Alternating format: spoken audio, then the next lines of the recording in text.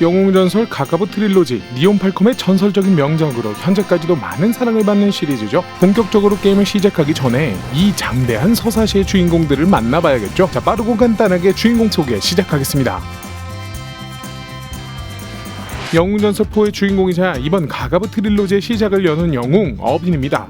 어빈은 기구한 어린 시절을 보내게 되는데요. 사교도에 의해 가족을 잃고 하나 남은 여동생과 떨어지게 됩니다. 마음 착한 할아버지로만 알고 있던 힘을 숨긴 현자 레뮤라스에게 걷어져 성장을 하게 되는데요. 17세가 된 어느 날 레뮤라스의 조언에 따라 여동생을 구하러 떠나는 여정을 거치게 되죠. 원작에서의 묘사와 유사하게 이번에도 큰 상처로 인해 마음을 닫게 된 소년의 모습을 보여주었습니다만 성장 후에는 보다 씩씩한 모습으로 여정을 떠나게 되는데요. 조금 과하게 씩씩해져서 다혈질이 되어버린 느낌이긴 합니다만 외형적인 특징으로는 원작 일러스트를 그대로 현대화한 느낌을 아주 잘 간직하고 있다는 점이 아닐까요? 옆으로 둘러맨 붉은 반다나와 전용 무기인 검 한자루, 푸른색 옷을 입고 있는 점 등 특징을 살려 디자인한 점을 확인할 수 있습니다. 어빈은 정말 기구한 운명 속에서 말 그대로 영웅적 면모를 보이는 캐릭터입니다. 그가 겪게 될 시련은 단순히 어렵다, 힘들다로 정리될 수준이 아니죠. 하지만 그럼에도 영웅전설 가가부 트릴로지에서는 그 시련을 묵묵히 헤쳐나가며 동료들과의 유대를 쌓아가는 과정을 잘 그려내고 있어서 말 그대로 영웅시의 주인공으로 그려지고 있습니다. 다음으로 소개할 캐릭터는 어빈의 둘도 없는 소중한 친구 마일이죠.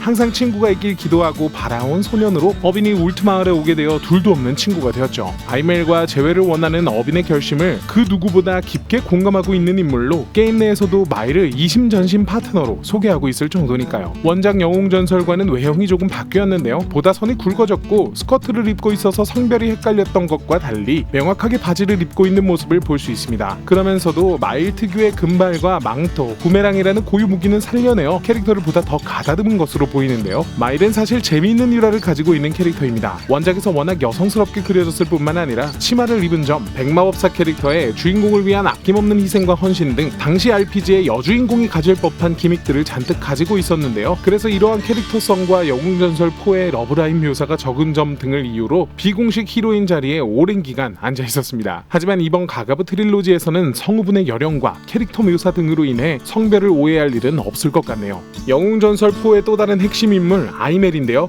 주인공 어빈의 여동생입니다.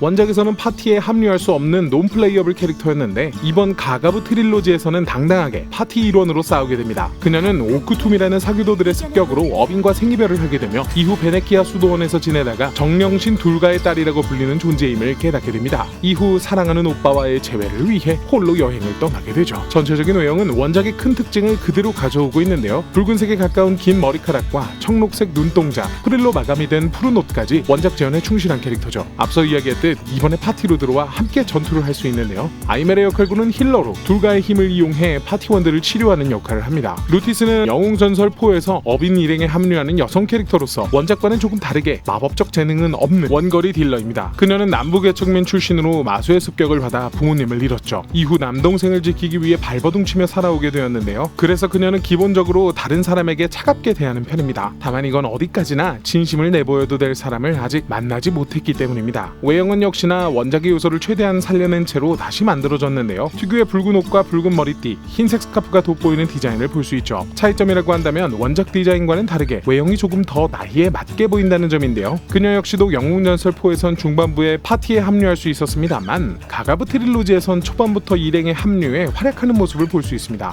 미첼은 영웅전설4의 동료 캐릭터 중 한 명입니다만 이 가가부 트릴로지 3부작을 모두 관통하고 있는 주요 캐릭터이기도 한데요. 모든 시리즈의 사건의 핵심적인 역할을 하는 인물입니다. 게임 내 시간상으로 최초 등장은 4편인데요. 독자적인 마법 체계를 만들어낼 정도로 마법의 특출난 재능을 가지고 있으며 엘필드 내에서 심상치 않은 기운을 느껴 이를 해결하기 위해 직접 가가부를 넘어온 훌륭한 마법사기도 하죠. 기본적으로 본심을 드러내지 않는 편입니다만 자신이 관심을 갖는 일에는 탐구심을 불태우는 면모가 있는 캐릭터입니다. 외형은 파란색 망토와 붉은 머리띠, 견갑이 큰 특징인데요. 생각 이상으로 원작에서의 묘사와 유사한 편입니다. 약간의 차이점이 있다면 눈매가 조금 더 차분해지고 성우님의 열연으로 산뜻한 느낌이 나는 캐릭터로 바뀐 정도일 것 같네요. 자, 오늘은 주요 캐릭터 5인에 대해 알아보았습니다. 이외에도 영웅전설 가가부 트릴로지가 3개 게임의 분량을 가지고 있는 만큼 수많은 캐릭터가 등장합니다만 이 5인만 알고 있어도 게임을 진행하는 데는 큰 문제는 없을 것 같네요. 다음 시간부터는 본격적으로 게임에 대해 탐구해보도록 하죠.